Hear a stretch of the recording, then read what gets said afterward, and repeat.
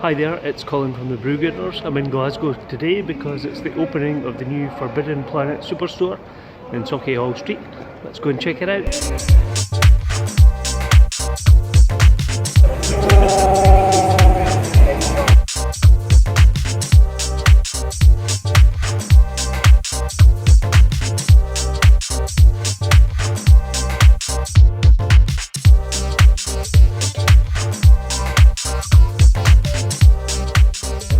Hi there, I'm from Peter Watson from Forbidden Planet in Glasgow, and this is the opening day of our brand new store here in Sauchiehall Street. After 31 years in the same location at the top of Buchanan Street, we're moving! Yes, it's happening! We're here, over 2 floors, about 7 times the size of the previous store. We have got massively extended sections. We've got a massive manga department, a massive pop vinyl department. We have now got, folks, back issues. It's very exciting. Yes, also we've got some incredible artwork done by the amazing local artist Frank Whiteley, and that's adorning our walls. He also, if you follow me, I shall show you something very, very special. It's this way.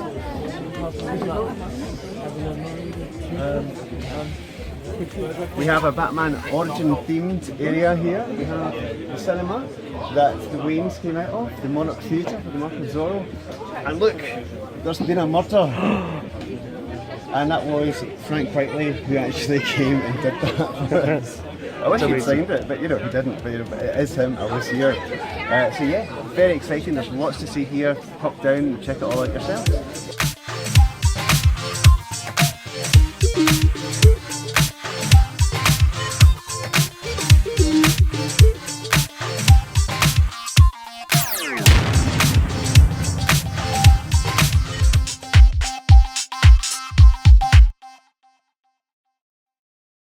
Yeah, so Deadbeat, it's a one-shot comic. It's not part of anything. It's not an ongoing series. It's just a self-contained story. It's created by Chris Sheehan and Jed McPherson, whose names are on it. Just really good. It's about a guy who I think is a career criminal, possibly not a very successful one. Has a history of just not being a very good person, and he's approached by a young woman who is his estranged daughter. Is that the word, estranged? I think so. Yeah, so his daughter approaches him to get his assistance on an upcoming crime. She wants him to take part in a job, and he reluctantly agrees, but then as things progress, his fathering instinct starts to kick in.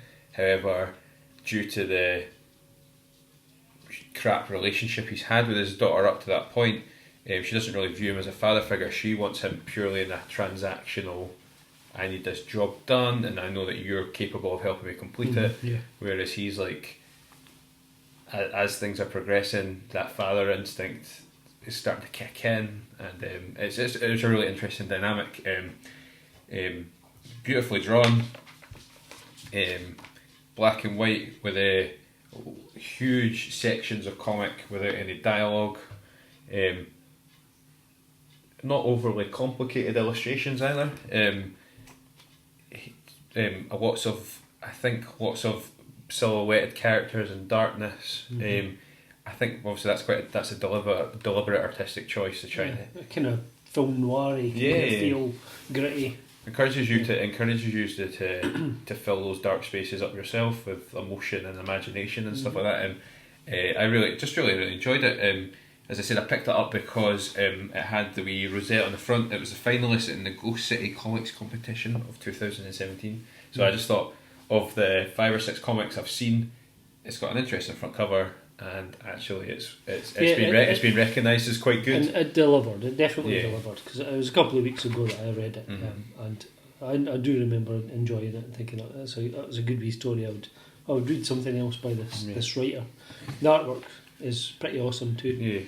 Yeah, it's tough when you go in a Comic Con and you don't know what to buy, and you don't know if it's part of a series, and just getting a nice little one shot is like that. It's kind of just perfect because you pick it up and you don't have to. You might never see the person again. Exactly. You might only be visiting for the event. So the last one in particular, because I think if I'm right in saying this, Jed is English. He's based in England, so I think he was up for the Comic Con. Whereas if you're at a local event like possibly, like I know Dunfermline's quite good at getting international guests, but I don't know, Glenrothes or some of the more local comic conventions you might not see a kind of marquee name. Right.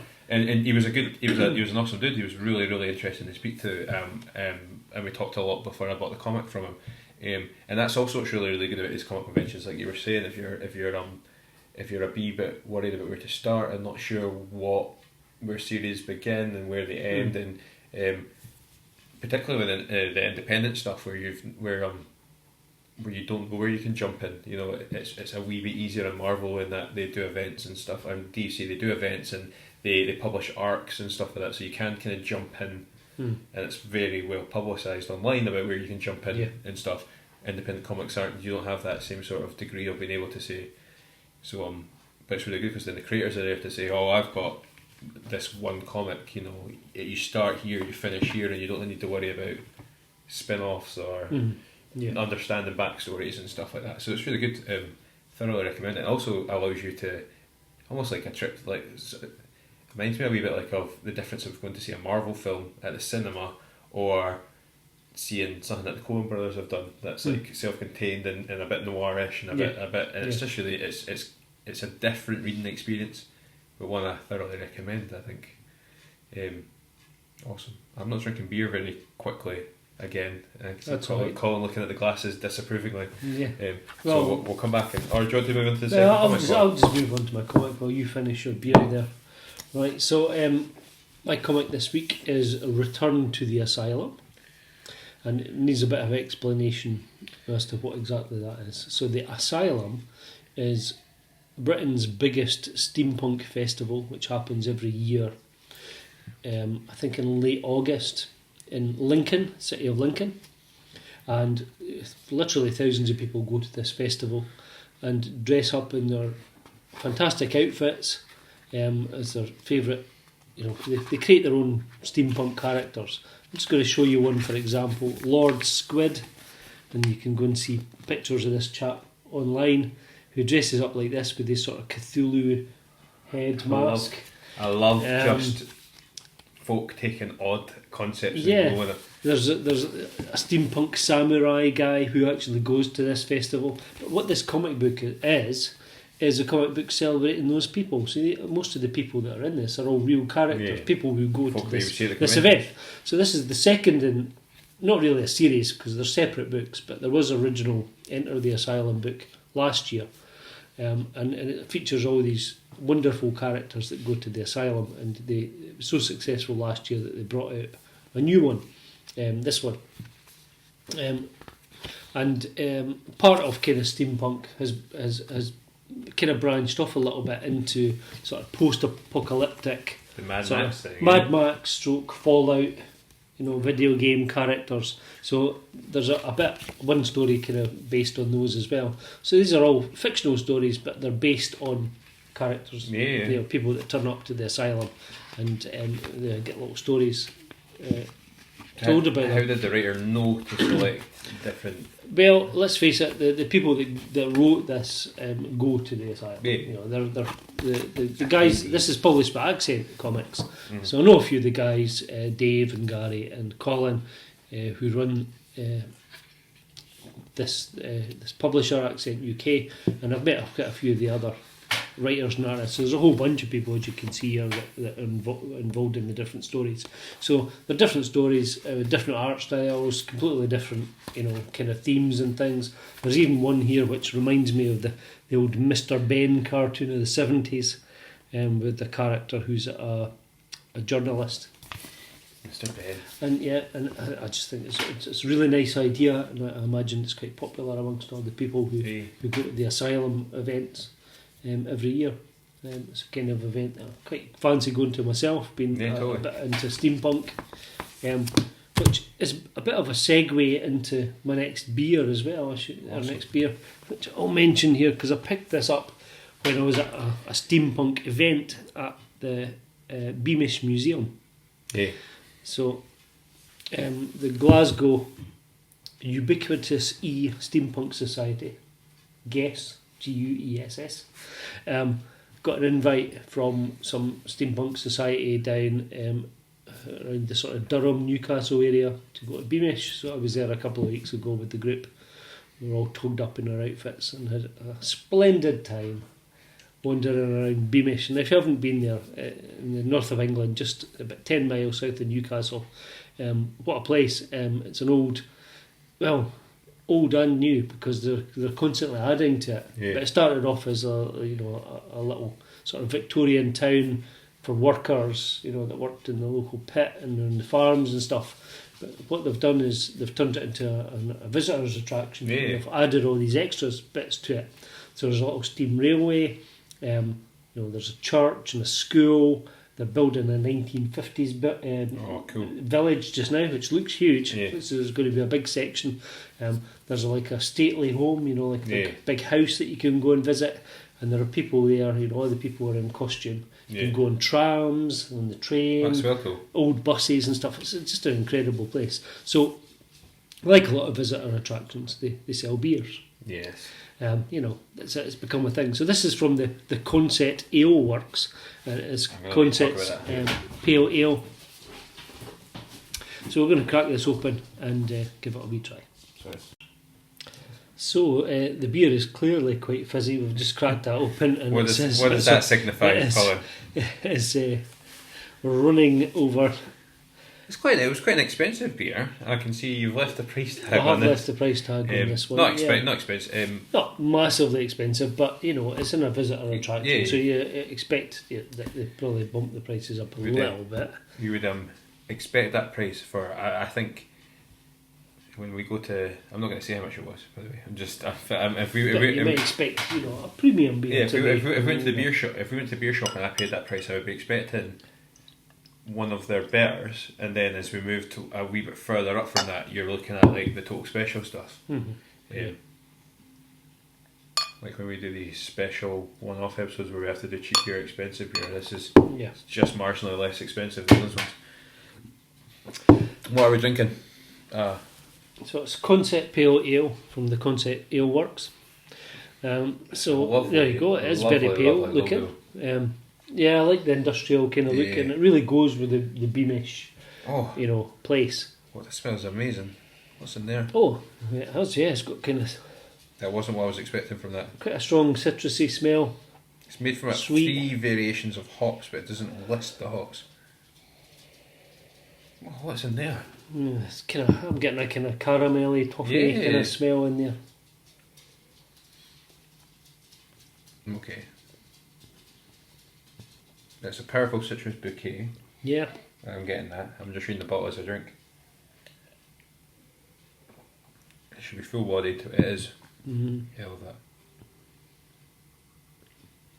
It should be getting a dry aftertaste, but it's not overly dry, in my opinion. Yeah, not really. That caramel, you mentioned caramel, that comes through the whole thing. Like it doesn't end with a smell, which you often get with some beers. That's nice. Yeah, it's quite pleasant. 3.8%, not terribly strong.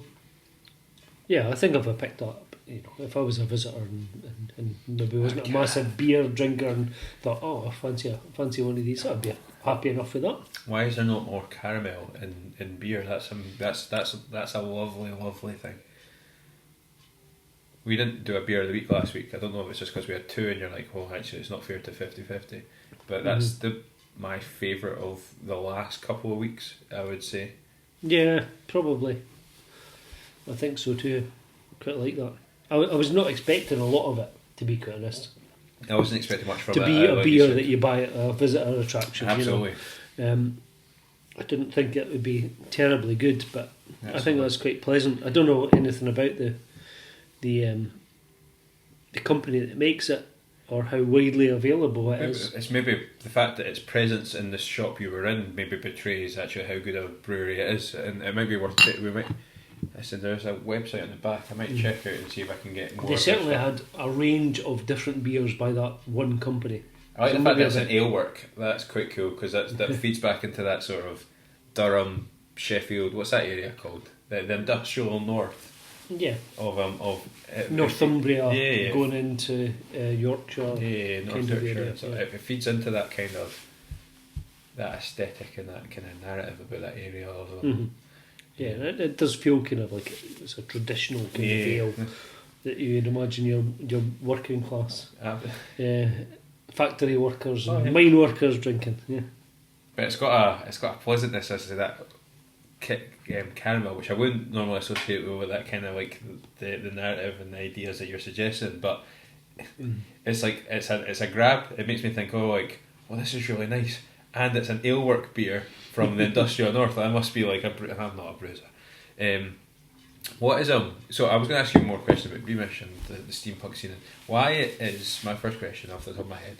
Why is the asylum in Lincoln?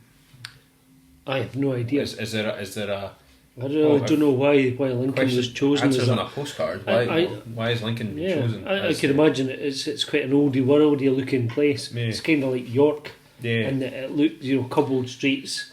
It's got a steep hill. It's a street which is a steep hill, and it's called Steep Hill. And during the asylum, they actually do a climb of Steep Hill, which involves climbing gear, and it appears in the comic as well. There we go. There's some characters climbing up Steep Hill. That's reminds me of so it's like a mountaineering expedition. I've never been, but at time of recording, it's quite it's quite near-ish. It's either been or just about to be. There's a town I love visiting called Whitby in North Yorkshire, and they do a goth festival every year. They do, and they do a steampunk one as well. Oh, do they? That's amazing. The goth one was just like last weekend. Oh yeah, so I knew it was recent. And there is a steampunk one. I'm pretty sure, and again, folk can correct me if I'm wrong. I'm sure because the reason it's in Whitby is because a large portion of Bram Stoker's Dracula was set in. Yeah, that's where the ship carrying Dracula comes into Whitby Harbour. Yeah, which is amazing when you watch the movies. Because you're like, and they reference Whitby, and you're like, I've been there. And it's a sleepy. I've had fish and chips. It's a relatively sleepy fishing village. Yeah. It's got the whole thing now as well. I remember going there a couple of years ago and getting. I love hot sauce. We could probably do a hot sauce podcast. I love hot sauce, but it was called Goth sauce. And it was just a picture of Dracula on the front, but it was really spicy and it was really lovely. But I'm sure, the reason I mentioned it is because you said about the steep hill, and if you've been to Whitby, there's this amazing, I use it a lot when I'm talking about personification and literature, because I have to teach that a lot out of my work. But if you've been to Whitby, there's a really cool, if you photograph it from the right angle, it does look like Whitby Abbey, which is the big... It sits at the top of a hill. The big ruins that Whitby sits on.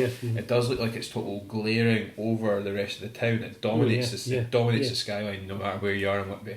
You can see it. It's up there, and but there's the number of steps escapes me, but there's a reference in Bram Stoker's steps that go up to it. Yeah, they carry the. There's a dog not run out. There's a dog a devil dog or something in Bram Stoker's Dracula that runs up the steps, and you can walk those steps from.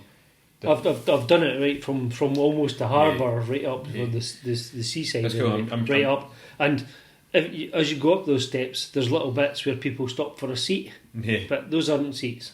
They're for putting the coffins on. Yeah. For the pallbearers to have a rest as they take the coffins up to the abbey. It's a cool place, but it's just the only reason I brought it up is I'm sure there's part of that goth festival is the walk those steps. Yeah. Up to the abbey. Yeah.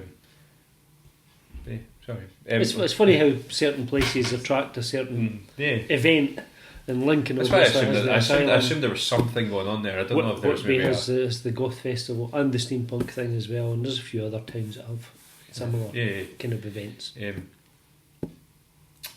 We're done. We've done our comics. We've done our beers. No fanfare this week. So you like that last beer, that concept ale stuff? I would say that was kind of my beer of the last couple of weeks.